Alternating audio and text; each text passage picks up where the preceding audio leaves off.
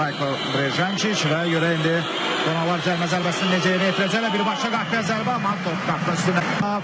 Cavid Hüseynov iki futbolçunun arasından top ötürmək istədi, ancaq topa çatacaq mı Cavid? Sanki aşırma zərbə ilə sanki gördük. Qəbələnin üstünlüyü var. Hesab 2-0'dır.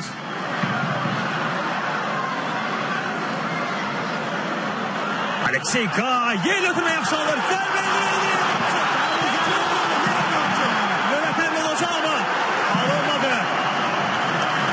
Stevanovic komandasını hər iki epizoda goldan xilas etdi.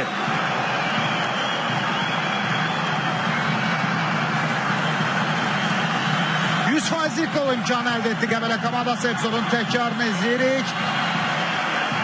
Və Antonov.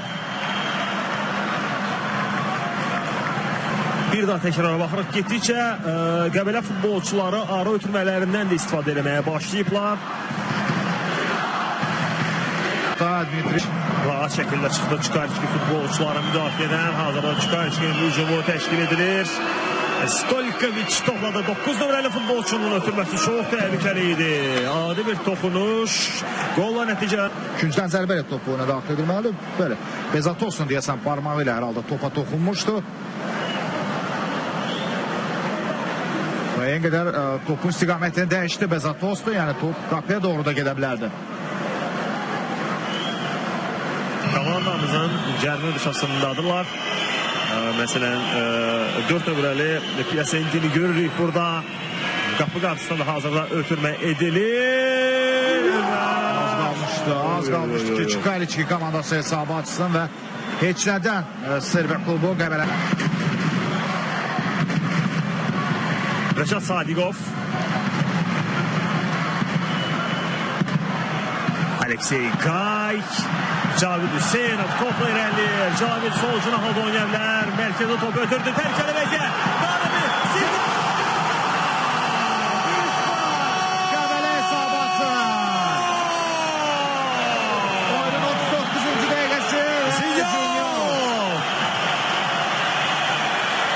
AFA prezidenti Rövnəq Abdullah və eləcə Qəbələ klubunun prezidenti Talih Eydarov ekranlarınıza geldi ve Qəbələ nəhayət ki ona vacib olan gol 39-cu dəqiqədə vurur. Sergey Zinyov hesabı açır. 1-0 Qəbələ öndədir. Roman Grigoryuk. Qəbələ 1, Çukarski 0. Bir daha golun təkrarını izləyək. Hər şey Cavid Hüseynov ötürməsindən başladı. Halbuki sol cinahada oynayabilirdi ama düzgün seçim etdi. Mərkəz oynadı orada.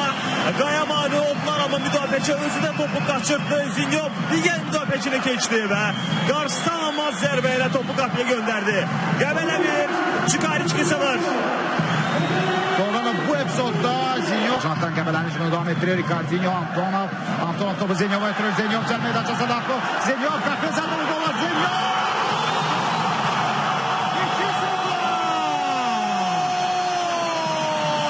Sergey Zinyov'a gol və bunu qubul edir Sergey Zinyov. Çox gözəl gol vurur Sergey Zinyov. 2-0.